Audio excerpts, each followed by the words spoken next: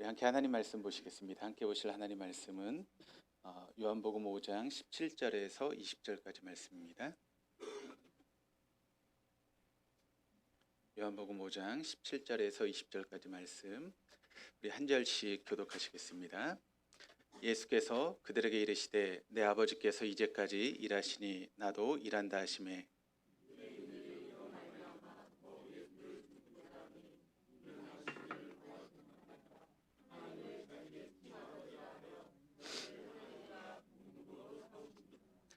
그러므로 예수께서 그들에게 이르시되 내가 진실로 진실로 너희에게 이르노니 아들이 아버지께서 하신 일을 보지 않고는 아무것도 수로할 수 없나니 아버지께서 행하시는 그것을 아들도 그와 같이 행하느니라.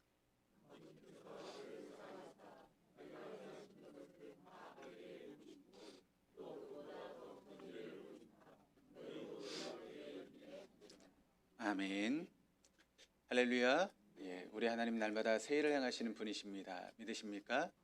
날마다 새 일을 행하신 하나님은 특별한 경우를 제하고는 사람을 통해서 일하시죠. 어떤 사람입니까? 영과 진리로 예배하는 사람. 영으로 예배한다라고 하는 것은 성령의 이끄심을 따라 예배하는 것이고, 또 진리로 예배한다라고 하는 것은 진리의 말씀 앞에 우리의 삶을 조종하고 순종하는 것입니다. 오늘도 이 시간 성령의 이끄심을 따라 선포되는 진리의 말씀 앞에 여러분의 삶을 하나님 원하시는 방향으로 조종하시고 또 그 말씀에 순종하심으로 하나님의 놀라운 일에 쓰임받는 우리 동독의 모든 교우들 다 될 수 있기를 주님의 이름으로 축원합니다. 사실보다 태도가 중요하다라고 하는 칼 메링어의 그런 이야기가 있습니다. 그렇습니다. 똑같은 사실 앞에 어떤 사람은 그것을 기회로 삼는 사람이 있고 어떤 사람은 진짜 위기를 겪는 사람이 있습니다. 그러니까 우리 앞에 있는 사실보다 중요한 것은 그 사실 앞에 우리가 어떤 태도를 가지냐라고 하는 것이 훨씬 더 중요하다라고 하는 것을 보게 됩니다. 그러면 지금 사실 우리가 살고 있는 이 시대에 교회적으로도 마찬가지고 삶으로도 마찬가지고 굉장히 위기 가운데 우리가 삶을 살아오고 있습니다. 그러면 이 위기를 어떻게 우리는 기회로 만들 수 있는 그런 삶을 살아갈 수 있을까요? 사실 다른 거 다 신경 쓸 필요가 없습니다. 우리가 신앙생활만 잘하면 되는 것입니다. 그러면 결국 우리는 승리하는 삶을 살아가게 됩니다. 근데 문제는 사실 우리가 다 신앙생활을 잘하고 싶은 그런 마음들이 다 우리에게 있지 않습니까?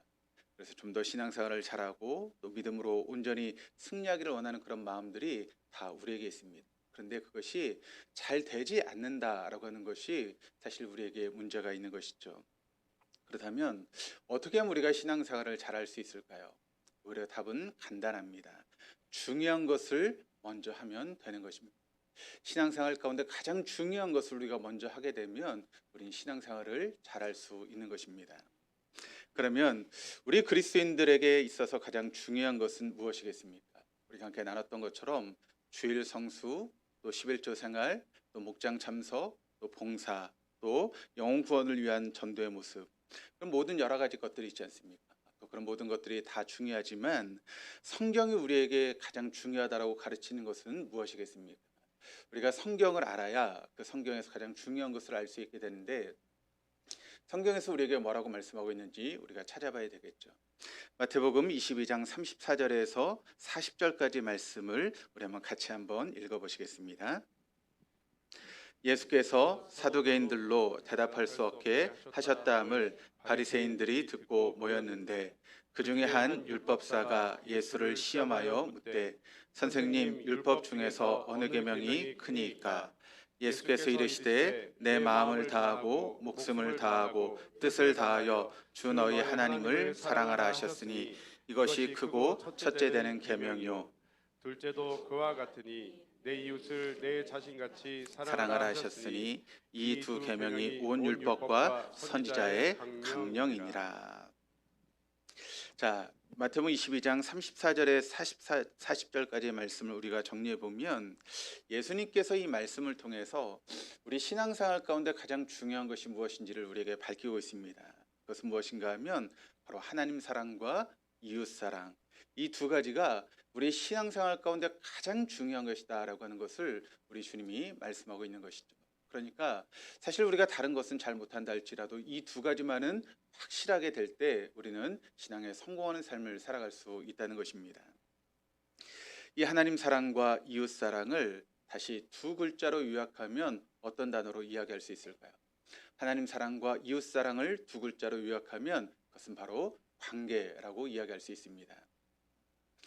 그러니까 예수님은 우리 신앙생활 중에서 제일 중요한 것이 무엇인가 하면 바로 관계라고 이야기하고 있는 것이죠. 11조도 또 주일 성수도 또 전도도 구제와 봉사 이런 모든 것들이 사실 우리 신앙생활 가운데 맺혀지는 열매와 같은 것이라면 하나님 사랑과 이웃 사랑이라고 하는 것은 우리 신앙생활의 뿌리와 같다는 것입니다. 그러니까 여러분 이 두 글자를 다시 요약하면 그것은 관계라고 이야기할 수 있습니다.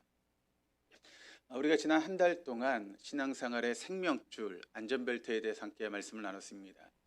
주일 성수, 그리고 11조 생활, 그리고 목장 참석, 또 오늘은 봉사에 대한 그런 말씀을 나누고 있는데 여러분 이 모든 것들이 정말 중요한 것이지만 그러나 하나님 사랑과 이웃 사랑이라고 하는 것은 그 모든 것을 밑바탕하는 뿌리와 같다라고 이야기할 수 있습니다.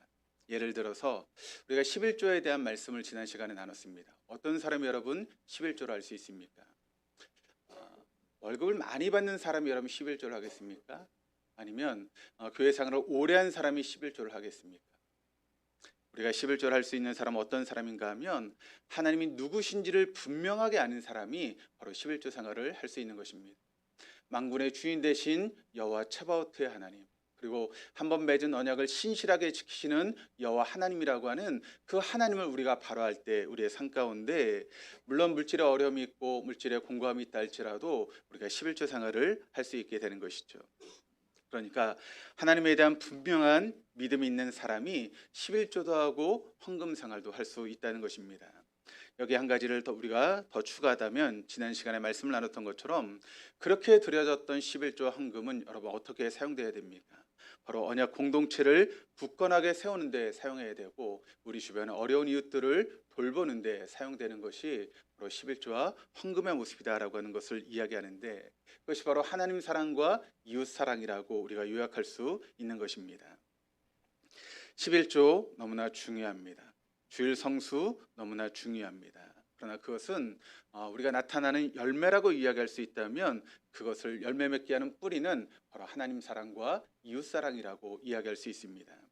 그리고 그것은 관계라고 하는 이 단어로 요약할 수 있게 되는 것이죠. 그렇다면 우리가 무엇보다 여러분 신앙생활에 성공하기 위해서는 바로 관계에 성공할 수 있게 될 때 우리의 신앙생활이 성공할 수 있다라고 하는 것을 여러분 잊지 마시기를 바랍니다. 사실 엄밀하게 이야기를 하면 이 세상에 나쁜 사람, 좋은 사람이 없습니다. 우리가 볼 때, 우리가 서로 간에 볼 때, 저 사람은 좀 좋은 사람, 저 사람은 좀 안 좋은 사람 그렇게 이야기를 하지만 하나님의 입장에서 보면 여러분 우리가 다 어떨까요? 우리가 생각하는 좋은 사람이나 우리가 생각하는 나쁜 사람이나 다 거기서 거기입니다. 도토리 키재기죠.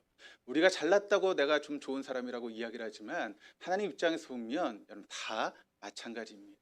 거기서 거긴 그런 사람들이 있죠. 그러므로 이 땅에 좋은 사람, 나쁜 사람 있는 것이 아니라 좋은 관계, 나쁜 관계가 있다는 것입니다. 여러분 믿지 않으시겠지만 저희 교회도 저를 좋아하시는 분들이 많이 있습니다. 제가 지방에서 이제 활동을 하고 있는데 지방의 안에서도 저를 좋아하시는 분들이 참 많이 있습니다. 별로 안 믿기는 그런 얼굴로 쳐다보시는데 그렇습니다. 그래서 저를 좋아하시는 분들이 꽤 있고 저를 따르시는 분들도 좀 많이 있습니다. 그런데 반대로 저를 좀 미워하시는 분도 있습니다. 불쌍한 눈으로 쳐다보지 마세요. 다 마찬가지입니다. 저만 그러는 것이 아니라 여기는 모든 분들이 다 마찬가지죠. 여러분을 좋아하시는 분도 있고 어느 면에서 여러분을 좀 미워하시는 분도 있죠. 그러니까 좋은 관계, 나쁜 관계가 있다는 것입니다. 제가 요즘 이제 총회를 앞두고 저희 교단에 부총회장이 되기 위해서 나오신 목사님들, 장로님들을 지금 만나고 있는 가운데 있습니다. 그분들이 가지고 있는 그런 꿈이 무엇인가, 우리 교단을 어떻게 이끌어 가실 것인가라고 하는 그런 부분에 대해서 함께 이야기를 듣고 또 우리의 그런 이야기들을 함께 전하면서 아시는 목사님 몇 분과 함께 이렇게 만남을 가지고 있습니다. 그런데 어떤 분에 대해서 막 입에 침이 마르도록 막 칭찬하시는 그런 이야기를 듣게 되었습니다. 근데 또 다른 분을 만나니까 그 사람에 대해서 막 치가 떨리게 이야기하시는 그런 분들도 있더라고요. 그러니까 똑같은 사람인데 어떤 쪽에서는 칭찬을 하고 어떤 쪽에서는 이렇게 비판을 하는 그런 모습들을 제가 경험하게 되었습니다. 그러니까 여러분 우리는 좋은 사람, 나쁜 사람은 없습니다. 그죠? 우리에게 좋은 관계, 나쁜 관계가 있다라고 하는 것을 제가 요즘 많이 경험하게 됩니다.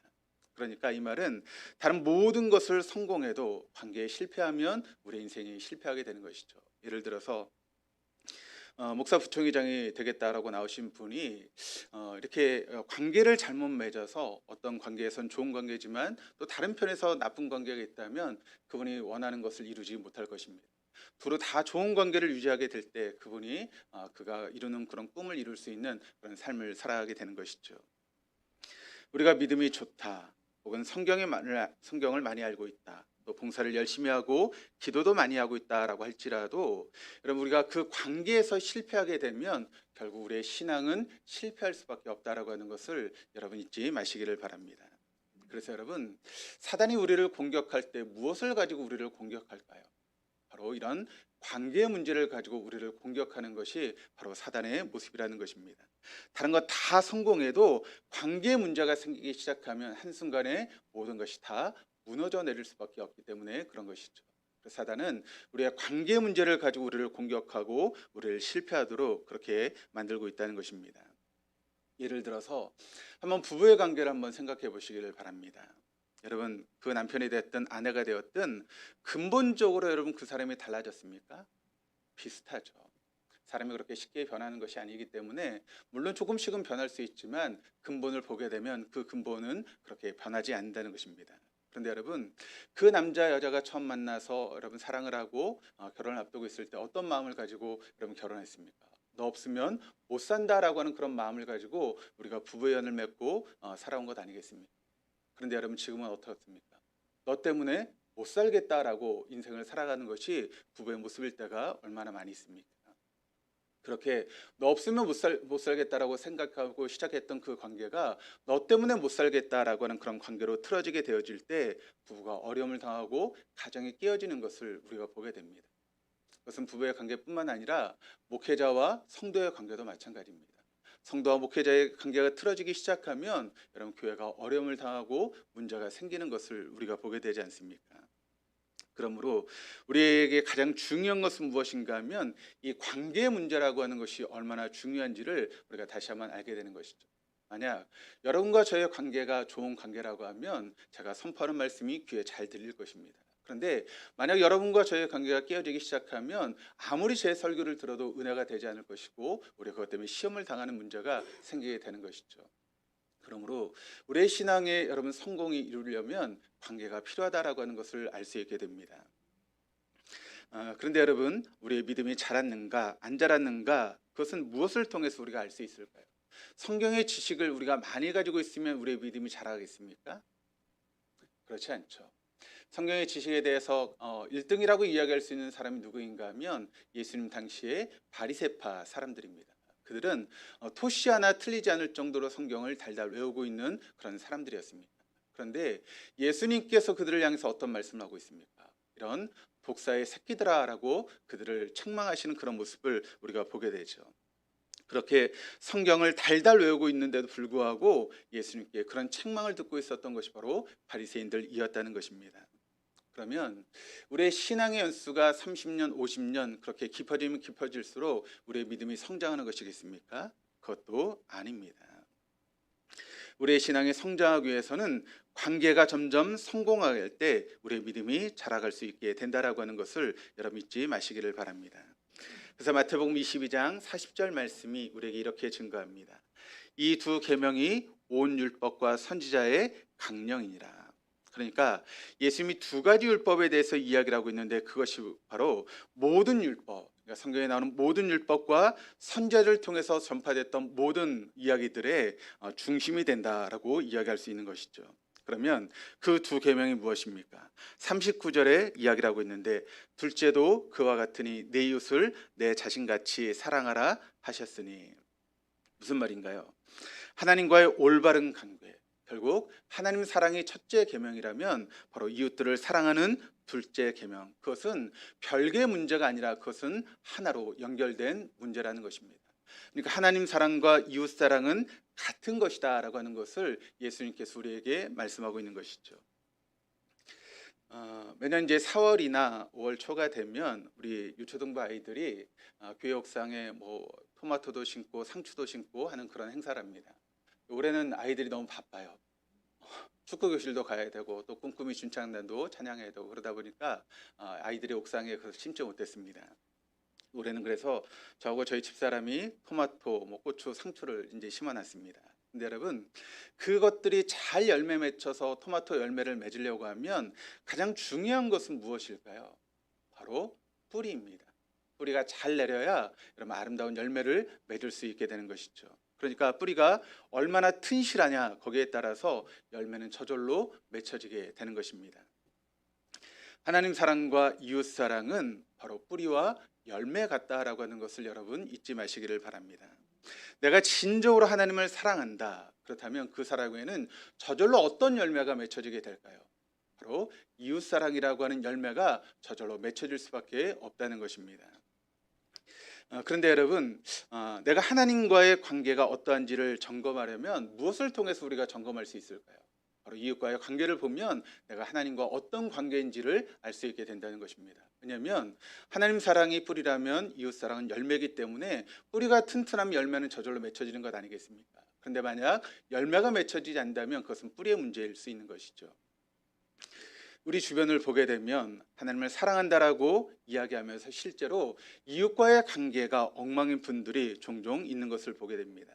왜 그럴까요? 그것은 사실은 하나님을 제대로 사랑하지 못하기 때문에 그런 것이다라고 하는 것을 성경이 우리에게 증거하는 것입니다.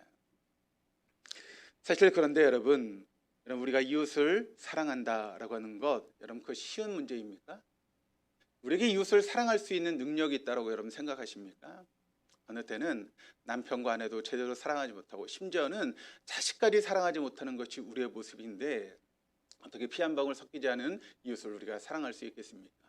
우리의 능력으로는 감당할 수 없는 일이죠. 그렇다면 어떻게 우리가 하나님 말씀처럼 이웃을 사랑할 수 있겠습니까? 한 가지 방법밖에 없는 것이죠. 그래서 오직 하나님 사랑, 하나님의 사랑을 마음껏 우리가 간직하면 우리가 이웃을 사랑할 수 있게 된다는 것입니다. 우리 향하신 하나님의 사랑을 우리가 마음껏 경험하고 우리의 삶 가운데 그 사랑이 넘쳐서 우리가 줄줄 흘러넘칠 때 우리는 얼마든지 이웃을 사랑할 수 있는 사람이 될 수 있다라고 하는 것을 여러분 잊지 마시기를 바랍니다. 그러니까 하나님 사랑이라고 하는 그런 관계가 정립된 상태에서 이웃을 사랑할 수 있는 것인데 이것이 여러분 정립되지 않은 상태에서 우리가 이웃을 사랑한다라고 하면 결국 그 이웃 사랑은 문제가 생길 수밖에 없습니다. 그러니까 우리가 온전히 하나님을 사랑하지 못하면서 이웃을 사랑한다고 하면 처음에는 좋을 수 있죠. 그러나 시간이 흘러가면 흘러갈수록 그 관계는 어려움을 당할 수밖에 없습니다.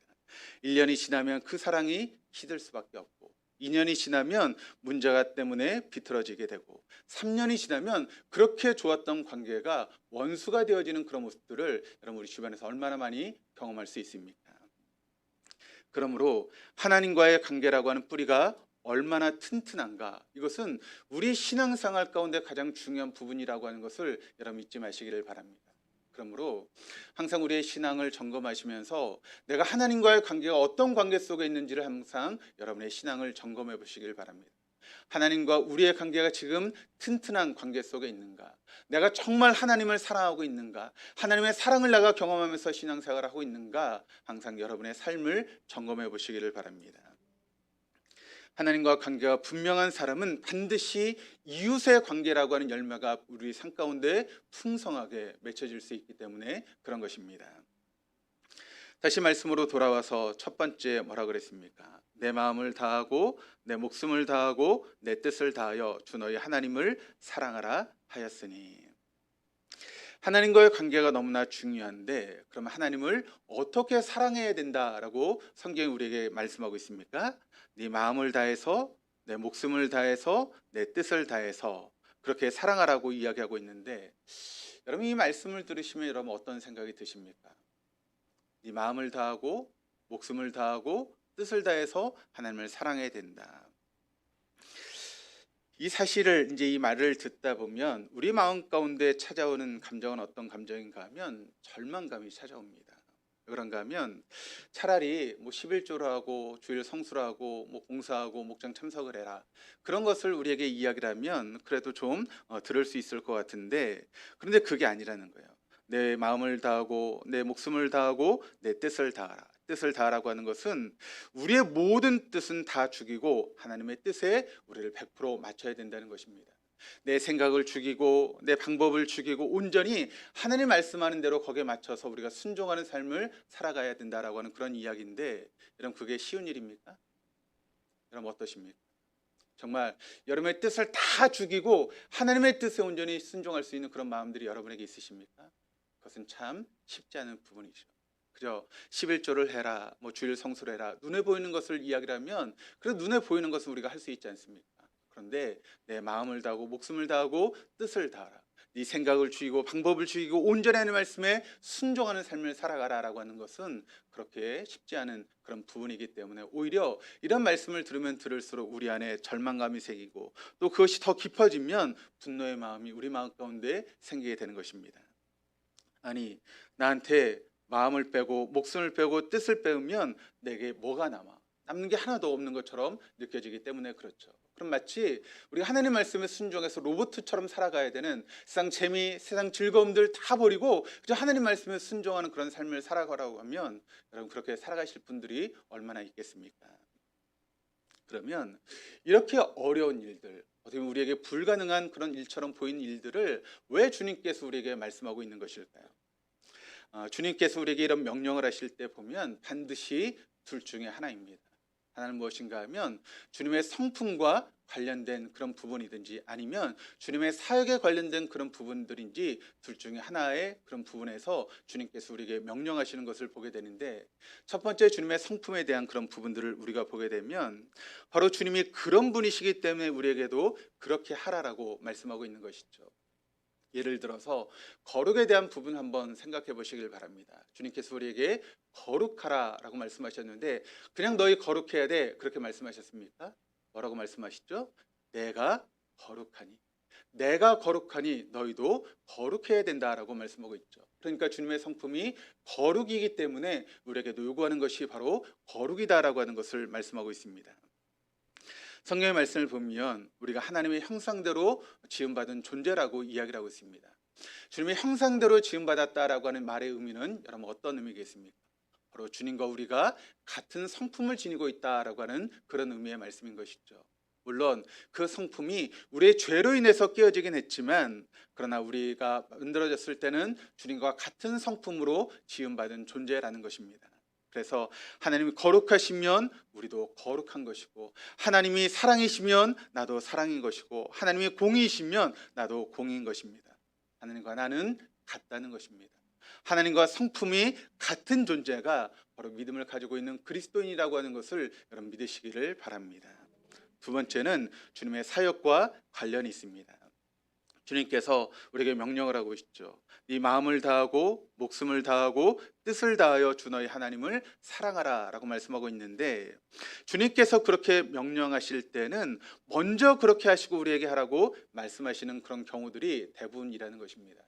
예를 들어서 우리가 잘 알고 있는 그런 말씀이 있죠. 바로 예수님의 최후의 만찬의 그런 부분을 우리가 알고 있는데, 이제 십자가를 앞에 두신 예수님께서 제자들과 마지막 만찬을 하셨습니다. 그런데 만찬을 하신 중에 예수님께서 어떤 행동을 하시는가 하면 대야에 물을 담아다가 또 수건을 허리에 동이시고 제자들 앞에 가셨습니다. 그리고 일일이 제자들이 그 더러운 발을 선생 되신 예수님께서 씻어 주시는 것이죠. 그때 당황한 제자들에게 예수님께서 하셨던 말씀이 바로 요한복음 13장 14절 15절 말씀인데 우리 한번 같이 한번 읽어보시겠습니다. 내가 주와 또는 선생이 되어 너희 발을 씻겼으니 너희도 서로 발을 씻어 주는 것이 옳으니라. 내가 너희에게 행한 것 같이 너희도 행하게 하려 하여 본을 보여노라. 여러분 주님은 본인은 하지 않으면서 다른 사람에게 하라라고 말씀하시는 분이 아닙니다. 언제나 주님은 손수 우리에게 모범을 보신 후에 그것을 설명하시고 우리에게 이렇게 하라라고 말씀하시는 분이 바로 우리 하나님 주님이시죠. 그런데 우리는 어떻습니까? 나는 하지 않으면서 다른 사람에게 하라고 여러분 그렇게 요구하고 말하는 것에 너무나 익숙해 있지 않습니까? 자녀들에게 우리가 그런 모습으로 다가갈 때가 얼마나 많이 있습니까? 엄마는 못했지만 아빠는 못했지만 넌 이렇게 해야 돼 라고 말하는 경우들이 참 많이 있죠. 그러다 보니까 여러분 우리의 말에 힘이 없는 것 아니겠습니까? 아무리 부모가 그렇게 이야기를 해도 부모의 말을 듣지 않는 이유가 바로 거기에 있는 것입니다. 그런데 우리 주님은 그렇지 않았습니다. 먼저 충분히 사람들에게 본을 보이시고 또 그것을 충분히 설명하신 후에 바로 우리에게 이렇게 해야 된다라고 하는 것을 가르치신 분이 우리 주님이십니다. 이런 전 이해를 가지고 오늘 본문의 말씀으로 한번 가보시면 우리가 왜 일을 해야 됩니까? 이것은 관계와 직결된 문제라고 하는 것을 우리가 알게 되는데, 관계는 우리의 믿음의 성장과 직결된 문제라고 하는 것을 앞에 말씀을 통해서 여러분에게 설명을 드렸습니다. 요한복음 5장에 가서 말씀을 보시면 거기에 어떤 말씀이 나오 있는가 하면 베데스다 연못가에 38년 된 병자에 대한 그런 이야기가 나와 있습니다. 거기에 수없이 많은 병자들이 있었습니다. 그런데 예수님은 왜 하필이면 38년 된 병자 한 사람을 고쳐주셨을까요? 여러분, 왜 예수님께서 그 병자를 고치셨다고 생각을 하십니까? 그 병자가 가장 불쌍해 보였기 때문에 그 병자를 고치신 것일까요? 아니면 예수님하고 가장 가까이 있었기 때문에 예수님께서 그 38년 된 병자를 고쳐주셨겠습니까? 여러분, 어떻게 생각하십니까?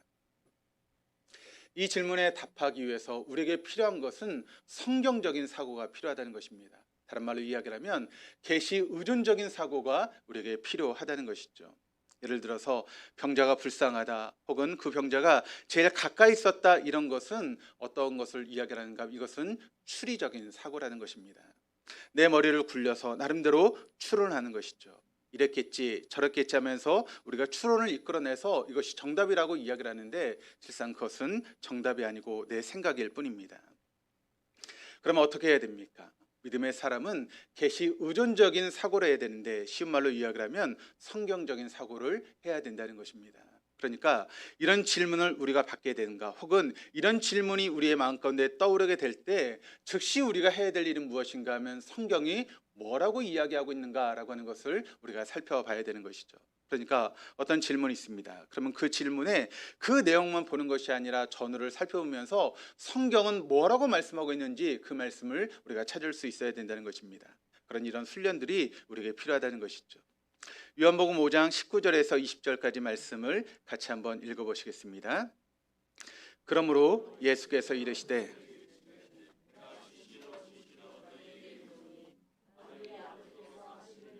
보지 않고는 아무것도 스스로 할 수 없나니 아버지께서 행하시는 그것을 아들도 그와 같이 행하느니라.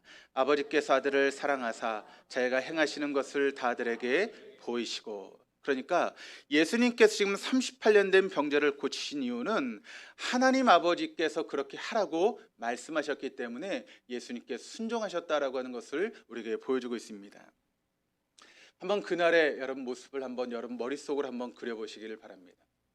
그 아침을 시작했던 주님은 여느 때와 마찬가지로 아마 한적한 곳을 찾아가서 하나님 앞에 기도하는 것으로 아마 하루를 시작하셨을 것입니다. 그리고 기도로 시작하는 그 하루를 시작하는 예수님에게 하나님은 이렇게 말씀하셨을 것입니다. 사랑하는 아들아, 오늘은 내가 저 베데스다 연못가로 갔으면 좋겠어. 예, 아빠 아버지, 제가 순종해서 거기로 가겠습니다.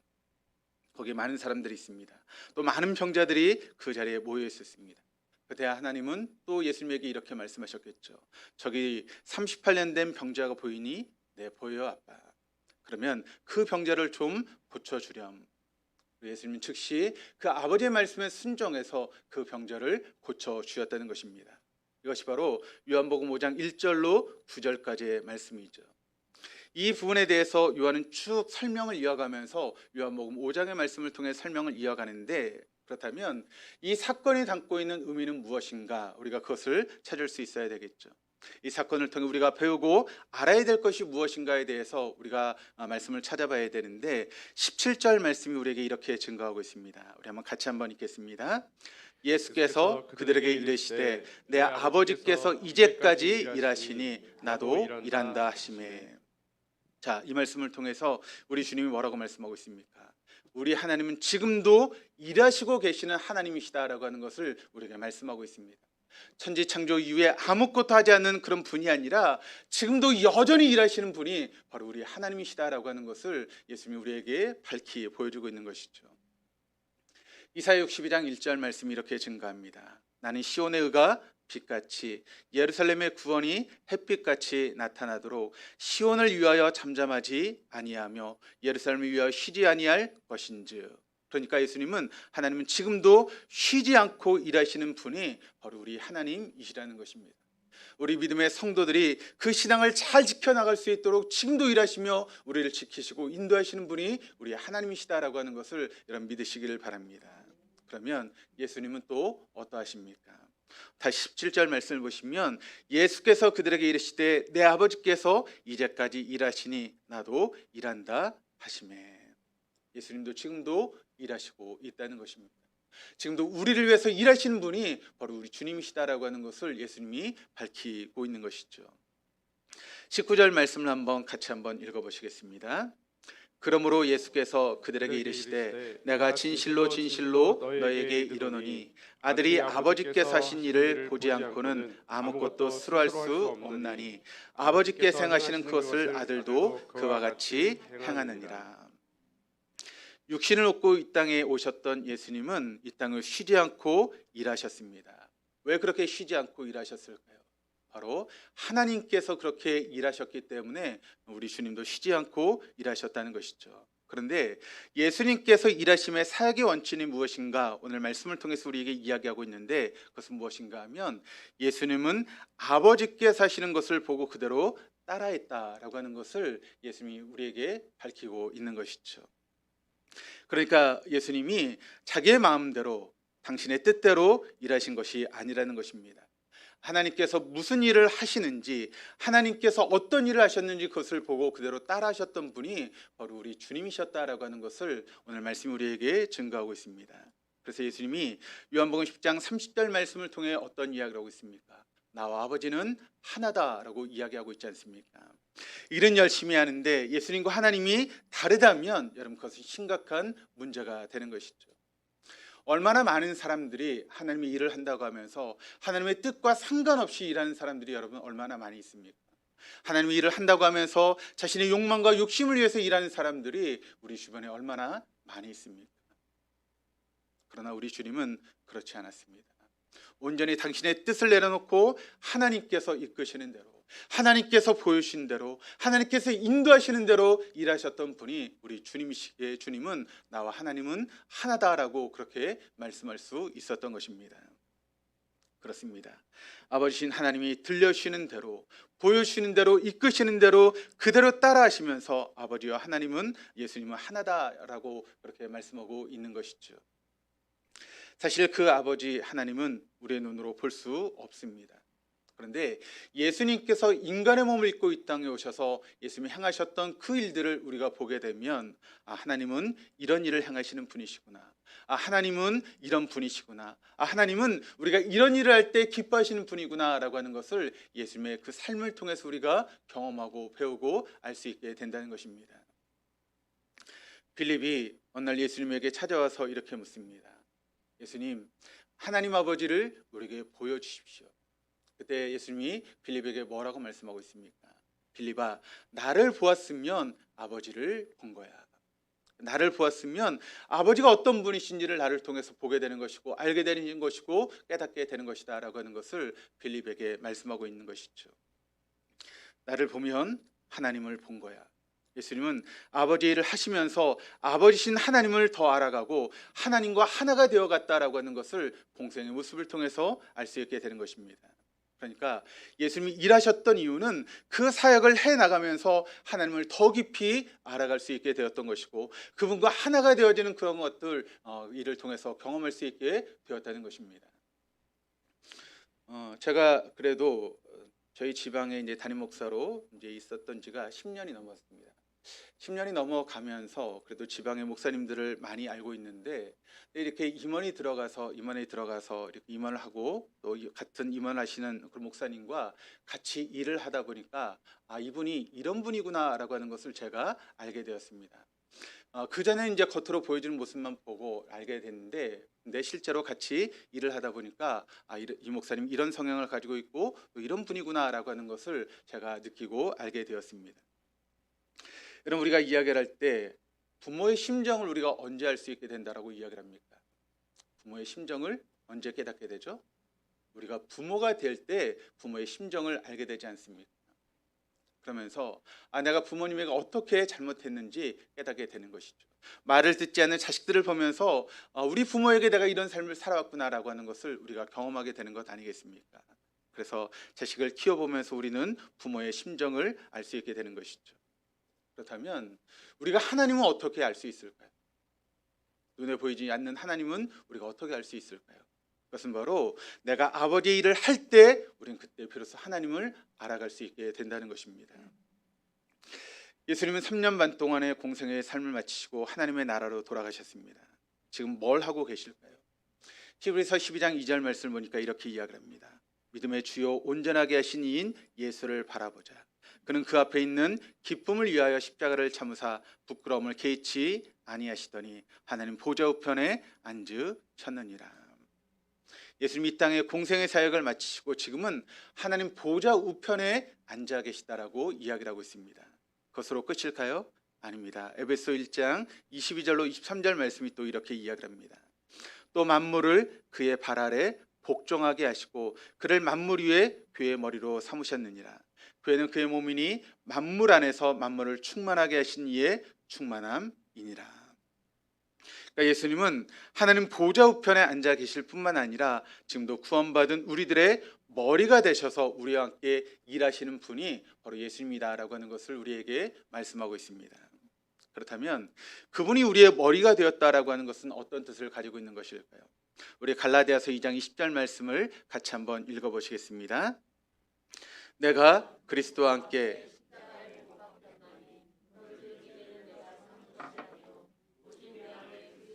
사시는 것이라.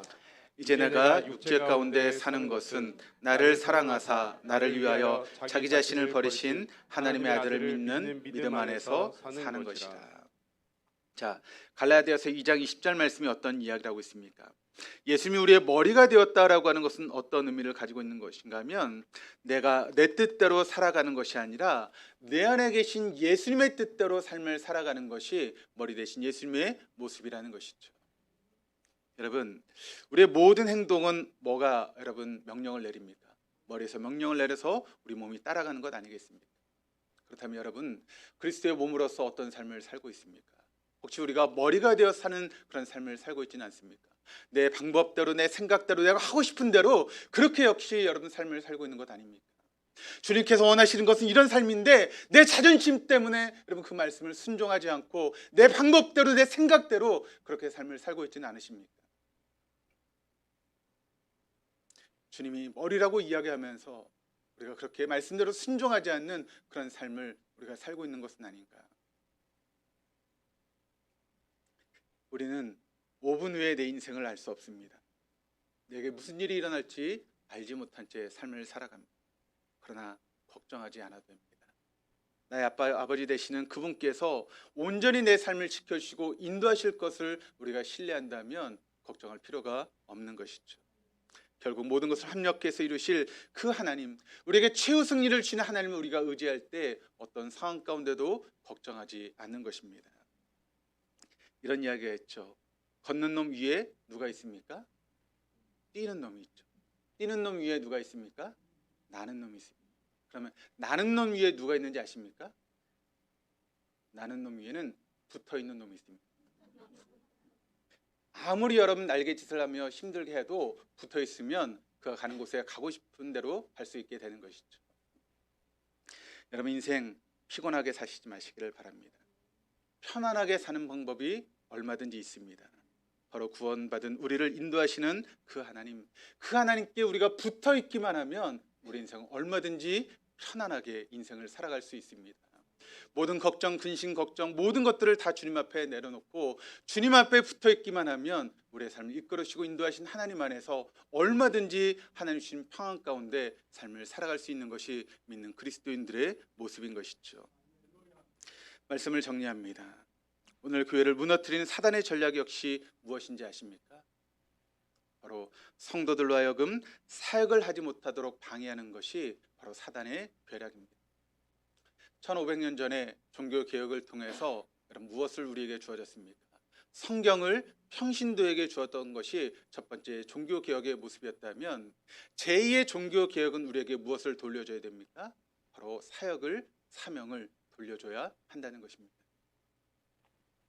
프랜시스 아이레스라고 하는 분이 이런 이야기를 하고 있습니다.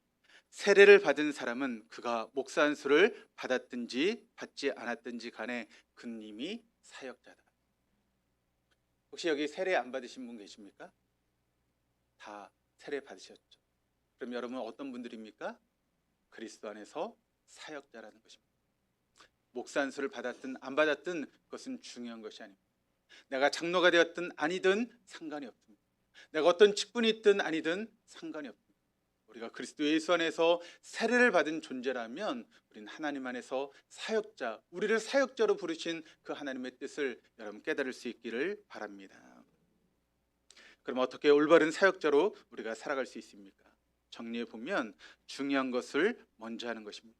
중요한 것은 무엇인가 하면 관계를 정립하는 것입니다. 관계의 핵심은 하나님 사랑과 이웃 사랑입니다. 하나님 사랑이 뿌리라면 이웃 사랑은 열매라고 이야기할 수 있습니다. 이 관계를 잘 맺으려면 우리에게 필요한 것이 무엇인가 하면 바로 하나님의 일을 하는 것입니다. 하나님의 일을 할 때 하나님과 올바른 관계를 맺을 수 있고, 하나님의 일을 할 때 우리는 하나님을 알아가게 되는 것이고, 하나님의 일을 할 때 우리는 하나님과 하나가 되어줄 수 있다라고 하는 것을 여러분 믿으시기를 바랍니다. 하나님께서 여러분을 사역의 자리로 부르시고 계십니다. 여러분을 통해 일하시고 싶은 하나님의 마음을 여러분들이 깨달을 수 있기를 바랍니다. 그 주님의 부르심에 아멘으로 응답하시면서 하나님의 일을 감당하시며 살아갈 수 있는 우리 동도의 모든 교우들, 그래서 하나님을 더 깊이 알아가고 하나님과 하나가 되어지는 우리 동도의 모든 교우들 될 수 있기를 주님의 이름으로 축원합니다.